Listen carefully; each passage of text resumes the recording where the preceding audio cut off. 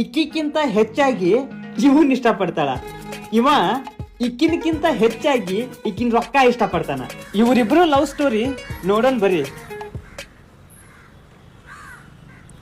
Hello Appu. Hello ಚಿನ್ನು.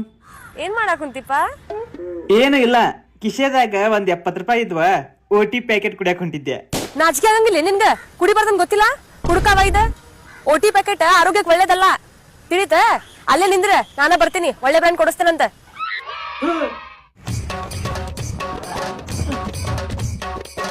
ಇವ ನನ್ ಹುಡ್ಗ, ತಿಳಿತ?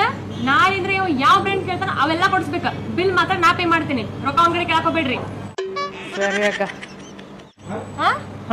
ಹಾಳು ಮೂಳ ಬ್ರ್ಯಾಂಡ್ ಕುಡಿಯಾಕ ಹೋಗ್ಬೇಡ, ಬ್ರ್ಯಾಂಡೆಡ್ ಕುಡಿ, ತಿಳಿತ? ನನ್ ಮರ್ಯಾದೆ ಸ್ವಲ್ಪ ಉಳಿಸ. ಮತ್ ಫೋನ್ ಪೇ ಪೇಟಿಎಂ ಇದ್ರೆ ನನ್ನ ಕಳ್ಸ ಸ್ಕ್ಯಾನರ್ ನಾ ಪೇ ಮಾಡ್ತೇನೆ. ಇಂಥ ಹುಡುಗಿ ಸಿಗಬೇಕು ಅಂದ್ರ ಪುಣ್ಯ ಮಾಡಿರ್ಬೇಕು. ಇಂಥ ಹುಡುಗಿ ಜೊತೆನ ಬ್ರೇಕಪ್ ಮಾಡ್ಕೊಳಕ್ ಹೊಂಟಾನ ಅಂದ್ರ ಯಾಕಂತ ನೀವ ನೋಡ್ರಿ.